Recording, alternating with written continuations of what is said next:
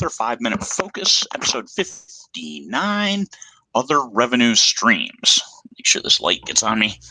All right, what do we have for other revenue streams? Ooh, I don't know, let me bring it up in the background. I was ready, but then I wasn't ready.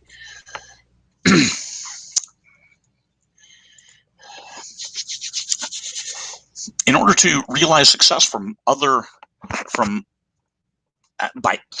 revenue streams, it helps to already have some success, already have some fans in order to get that snowball rolling down the hill, gathering more snow, becoming a snow boulder of revenue right into your bank account.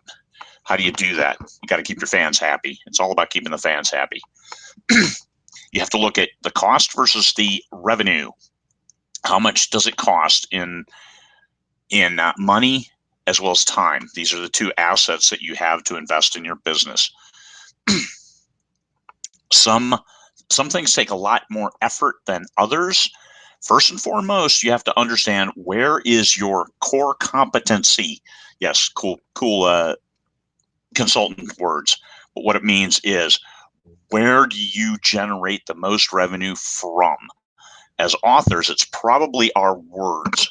We have to write the words. We do the production of that story that then becomes a saleable product. And then how do we realize that other revenue from there? And this is, we have affiliate income. We can sell off our website. We can link things. We can also have shares. Cozy authors do a great job at this because they usually have a recipe or some kind of kitchen element. And then, oh, by the way, here, take a look at the Instant Pot, and use an affiliate link, and then you get a small cut. Just make sure you note that, hey, this is an affiliate link of which it does cost the buyer nothing extra for me to get a little cut. And then all's well. Affiliate links on your own books, that's fine, from your website. You just you register for an affiliate account. Don't abuse it. Don't use affiliate links on Facebook ads, on in your newsletter as a straight affiliate link, because if Amazon sees that, then they'll just cancel your affiliate account and you lose that opportunity for a revenue stream. Multiple distribution avenues. There are people who are exclusive to Amazon, like me. I have most of my books exclusive to Amazon, but I do have some wide, which means I can get revenue from Kobo, Apple Books, Barnes and Noble, Smashwords, and a number of other distributors, to include libraries. This is a good thing, ebooks on libraries, as well as going through Ingram Spark with my paperbacks to also get into libraries. This applies to ebooks, paperbacks, audiobooks. All of those can have multiple distributors, and then you don't have just one. Hey, if Amazon goes down, like the AWS servers that went down could impact your single distribution for your biggest product, which is your book. And that book could be in different formats, but each format is a different revenue stream. So keep that in mind. YouTube. You can monetize your YouTube channel. Jenna Marecki does a great job of this. She has a huge number of followers, and she talks about writing books. And she writes books on occasion, but actually I think YouTube is the majority of her revenue. However, it is built on the back of her books. So if you have a visual presence, TikTok is another one, that short videos, you do something, you talk about something, show a little music, or play a little music in the background, authorized music from TikTok, and talk about various things that could be interesting for those folks who might spend money on your books. All of it is to drive that income through all of these different funnels to the end point, which is you as the creator, so you can keep doing what you're doing. So don't feel bad about monetizing your YouTube channel, your TikTok, your other sources of income that's based on you being an author. Patreon versus Kickstarter. This is a big one, and I'm going to run way over 5 minutes today.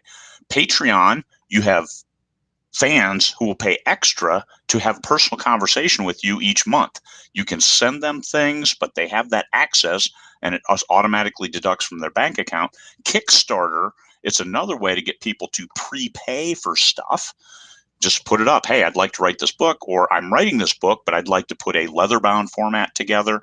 Those are different things. Kickstarter has a lot of front work that needs to be done to get it right. You have the goals, the various goals for each level of revenue. If people contribute, that you have to think out. It takes a lot of head work ahead of space. And then Kickstarter also takes a big chunk at the end, depending on how you fulfill it. Words for hire. This is either through traditional publishing, which is a different distributor, but like I got a quarterly check from my trad pub, and it was, hey, this is a nice check. Thank you.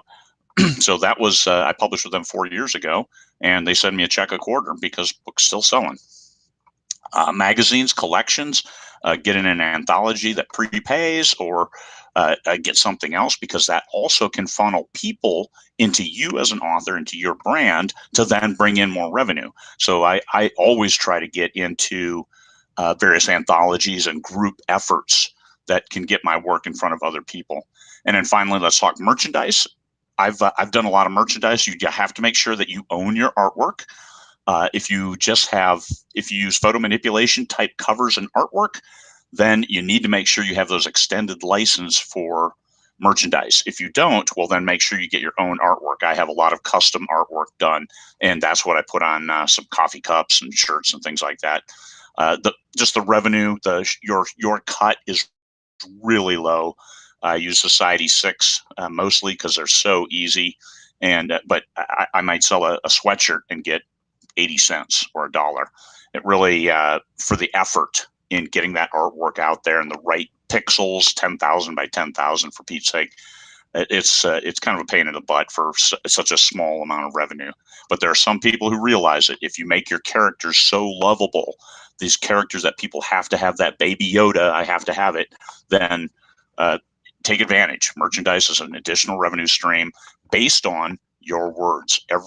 Everything that can add, and then you might find that all these revenue streams, hey, my book is 1/3 of what I'm making. So it's really cool to get these other checks at the end of the month, and all of a sudden you're just adding up your royalties for each month on your spreadsheet.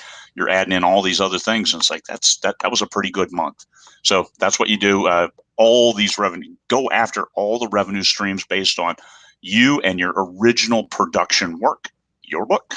All right, everybody, you have a great day. That's 8 minutes of a 5